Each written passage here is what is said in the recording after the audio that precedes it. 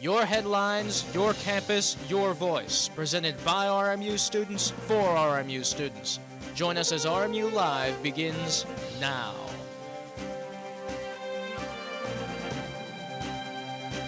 Good evening and welcome to RMU Live for Tuesday, April 7th, 2009. I'm Mark Connington. And I'm Andre Steed. Tonight on RMU Live, a plot against President Obama is foiled in Turkey. But first, a new development in the killing of 3 Pittsburgh police officers. The Bureau of Alcohol, Tobacco, and Firearms has launched an investigation into how Richard Poplawski, who murdered 3 Pittsburgh City police officers, was able to acquire a fully automatic AK-47 assault rifle. Poplawski's mother claims that he bought and sold weapons online, which may have been how he was able to acquire the firearm. Deputy Police Chief Paul Donaldson has called this case proof that, in his opinion, that a ban on assault weapons needs to be reinstated.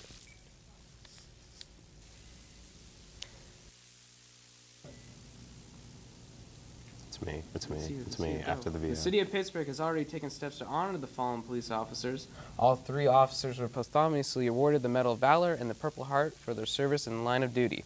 Memorial plans are also underway as the officers will lay in state tomorrow at the City Building from 4 p.m. Wednesday to 10 a.m. Thursday, followed by the public memorial at the Peterson Event Center at 1 p.m. that day. Keeping with the police theme, we now bring you part 2 of Background Check, a multi-part documentary about the Robert Morris Police Department, filmed by RMU Media Arts students Ed Albert and Nicole Story. This week, the focus is on the parking situation. Take a look.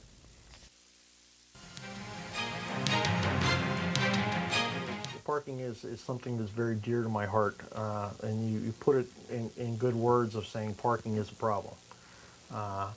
It has been a problem. The university is attempting to correct the problem, and I think this problem will be cleared up hopefully within the next couple months with the construction of a new parking lot here on campus.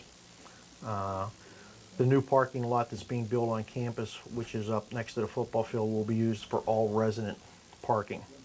And like the Washington gravel lot, CFL 1, 2, where we have resident parking now, will all move into that new lot, which will open up those 3 lots then for all the commuters coming in on campus, which is a tremendous amount. We're going to pick up almost 370 some spaces available for commuter parking, faculty and staff and different things like that. So I think that part of the parking hopefully will be resolved in the next 4 to 5 months. Now, the thing that I can't resolve and that we have an issue with is students really just having total disregard for the rules and regulations. We'll ride by it a couple times before we put a ticket on it. Mm-hmm. But then if they continue staying there, then we write them a ticket, but then they'll come up to the office and say, I was only in there for about a minute. It's very easy for a student to rack up a couple $100 worth of parking tickets because they don't want to listen to the rules and the regulations.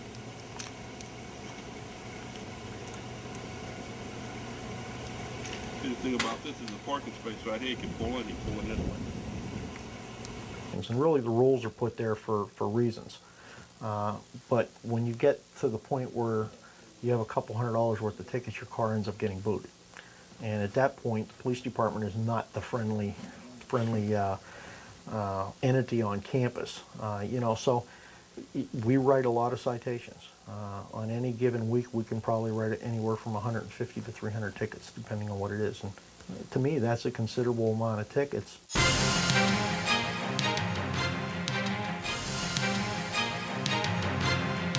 Again, thanks to Nicole and Ed for that piece. Army Live will have the final installment of Background Check, the Army Police Department, next week. The First Niagara Financial Group out of Buffalo recently bought 57 former National City Bank branches for approximately $54 million. The deal, expected to be completed in September, calls for First Niagara to assume $4.2 billion in deposit and about $839 million in business and consumer loans. The Buffalo Bank also says they anticipate the creation of 25 new jobs within western Pennsylvania.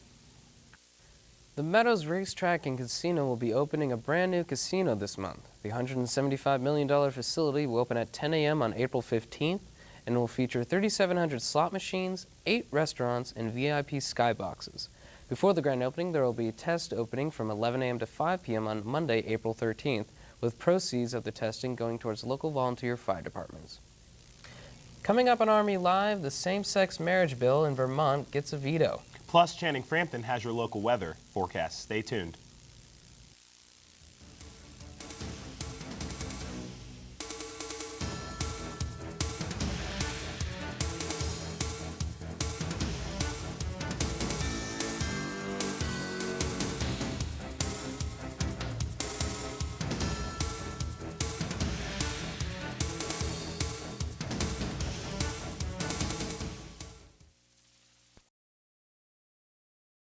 At Robert Morris University, individuals matter, and these days are about more than business. We're nurses, computer experts, engineers, future teachers, graphic designers, and some of us are D1 student athletes. And we're still the best business school around. Every day we're changing lives at Robert Morris University with active, engaged faculty teaching active, engaged students. Come check out how your world can expand at RMU.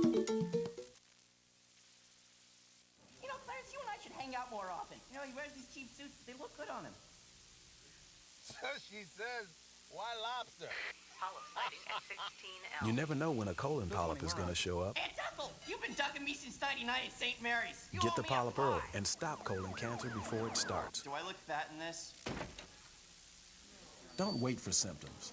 Get the test. Get the polyp. They love me. They want me here, don't you? Come on. Get the cure. These are my peeps. Hear the one about the rabbi and the reverend who like to party? A community coalition got them together with local restaurant owners. Now they host drug-free kids' parties. These guys know how to party.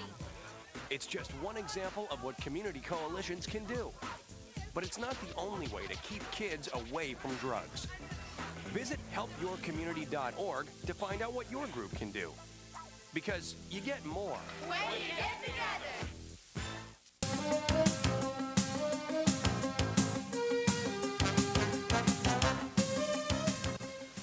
Those voting yes, 100. Those voting no, 49. 100 needed to pass. You have voted to override the veto. The House will come to order. Despite the best efforts of Governor Jim Douglas, the veto for the same-sex marriage bill has been overruled by the state Senate and House. Vermont becomes the 4th state to legalize same-sex marriage. Defense Secretary Robert Gates announced a budget for the Pentagon on Monday that shows significant cutbacks across the board. The cuts would include the phasing out of the F-22 jet fighter, as well as the terminating of a proposed fleet of 23 presidential helicopters, which would cost an estimated $13 billion. However, the Defense Secretary did request funding for 50 Predator and Reaper-class unmanned aircraft by 2011. The pilot of a small airplane stolen from a Canadian flight school was captured yesterday. The pilot, a Turkish native by the name of Adam Leon, stole the plane and flew it from Canada all the way to a dirt road in Missouri, where it made its landing. Leon was apprehended in a nearby grocery store after a brief manhunt. The F-16 scrambled to intercept the plane and tracked its movements all the way to Missouri. Reports say the plane flew erratically, consistently changing altitudes before landing.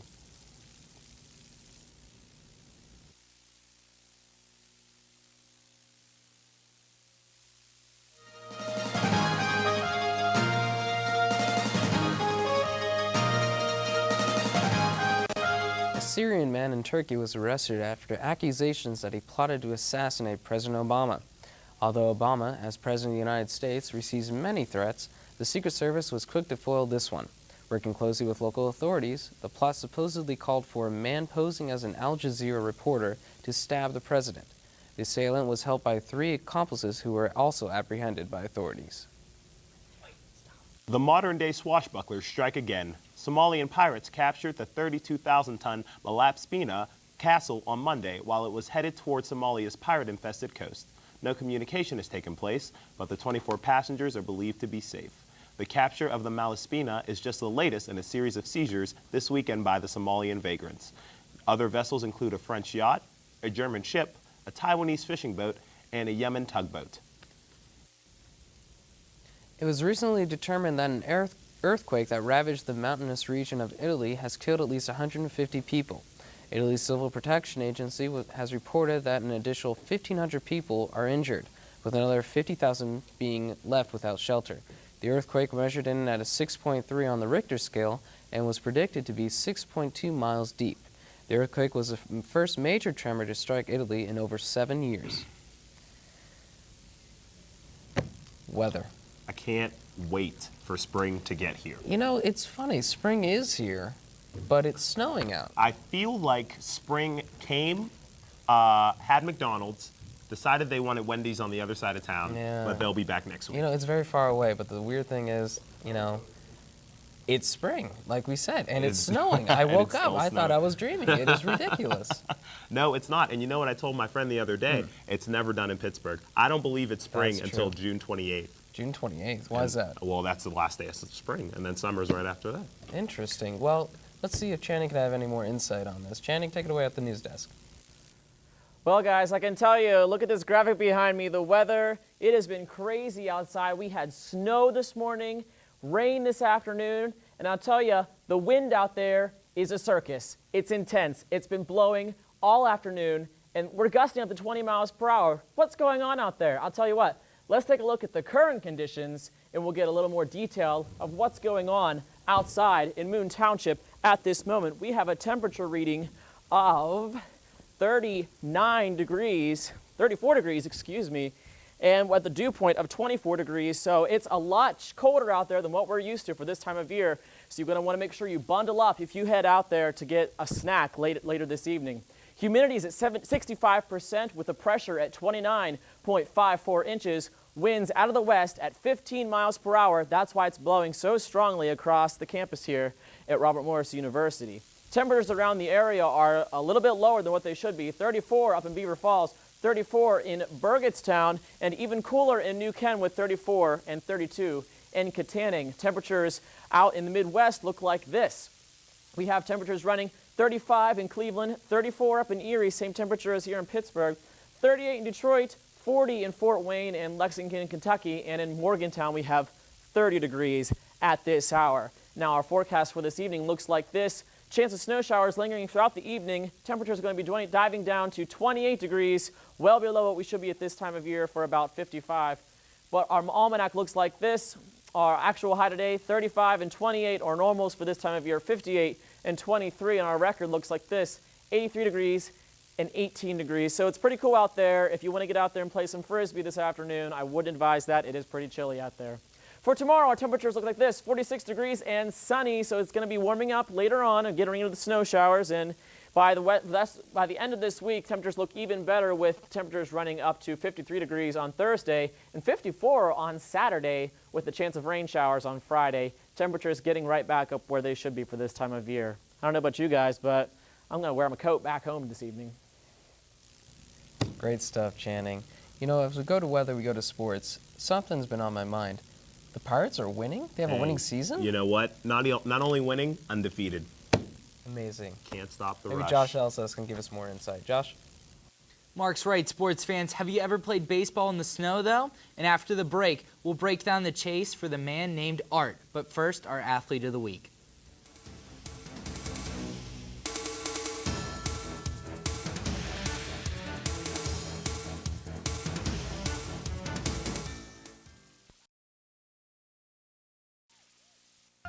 Thanks again, sir. I look forward to being an asset to this company. My pleasure. You'll hear from us in about a week with our decision, okay? Sounds good. Thanks again. Wow. That young man has real potential to work here. I guess all we have left to do now is make sure there are no surprises on that face page thing. Well, I found something I think you'd like to see.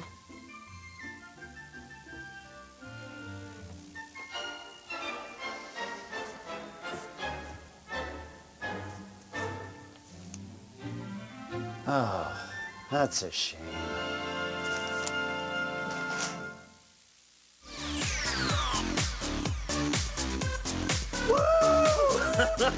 True. How'd you interview though? Oh man, I nailed it. It's in the can. Hey, come on, man. Extreme behaviors have extreme costs.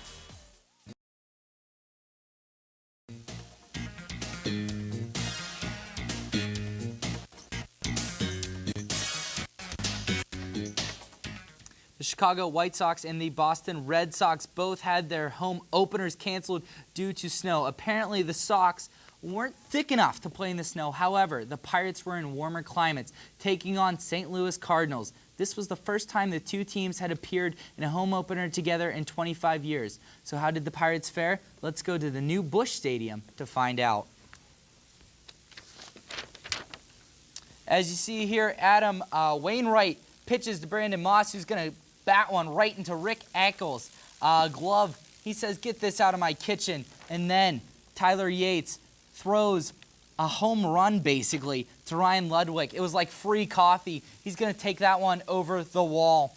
And then the Pirates not looking good. But then Jason Mote, throws to Jack Wilson. Jack Wilson's going to hit a double, and Adam LaRoche and Brandon Moss will come in to score. The Pirates smoothing out the seas at the beginning of the season to take the win. Jack Wilson's pumped, and he should be. Pirates win 6-4. In the NCAA, the North Carolina Tar Heels have clinched yet another national championship. The Tar Heels defeated the Michigan State Spartans by a score of 89-72. The Carolina Blue will be champs once again, in large part to the efforts of Ty Lawson and Tyler Hansborough. Of course, hometown favorites Robert Morris lost in the first round to the same Michigan State Spartans that the Tar Heels beat last night, while the Pitt Panthers were defeated by Villanova in the Elite Eight, who the Tar Heels defeated handedly. This year's championship marks the second championship for North Carolina head coach Roy Williams, who won his first in 2005 by defeating the University of Illinois, of course. Now to the NHL. The Penguins are looking to clinch a playoff spot again against the Tampa Bay Lightning tonight at 7:30. So where do the Pens stand in the conference? Let's find out. As you see here, Boston, the big boys, up on top with 12 points. And then the New Jersey Devils will, of course, be playing the Pens in the first round if playoffs started tomorrow. Who will we like to play? They'd like to play Carolina or Boston, of course. Those two teams will not be physically imposing upon us. Who's not going to make the playoffs? Probably the Rangers or the Canadiens. For the Panthers, the Panthers will, probably slide into that 7th or 8th seed and, take over for the Montreal Canadiens or the Rangers.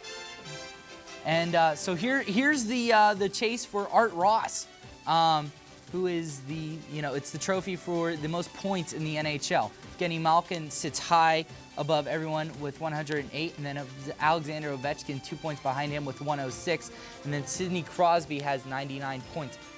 Here's what's encouraging. 2 Penguins in the chase, 1 Capital. No one from the West and very few from the East. So, guys, that's your sports. Back to you at the desk. Now it's time for a segment of RMU Live that we call the Baginski Report. Chris Baginski, an expert on popular culture, picks an aspect of today's most pertinent news to discuss. The opinions expressed in the Baginski Report do not reflect the ideals of the Academic Media Center of Robert Morris. Chris?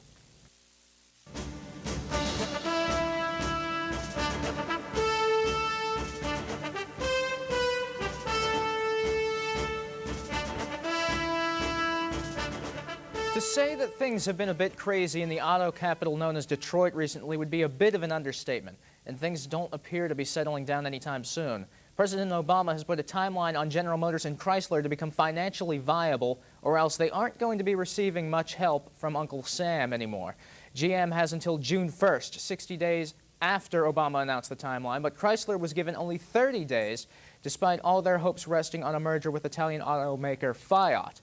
But as this perilous economic situation has made many a blue collar become stained with sweat, a situation not likely to change soon, it's about time that the heat is turned up a bit in the luxurious offices of the higher-ups as well.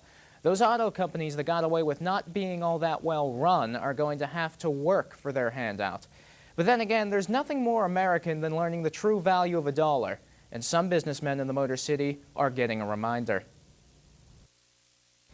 That's going to do it for us at RMU Live. Have a good night, everybody. See you next week.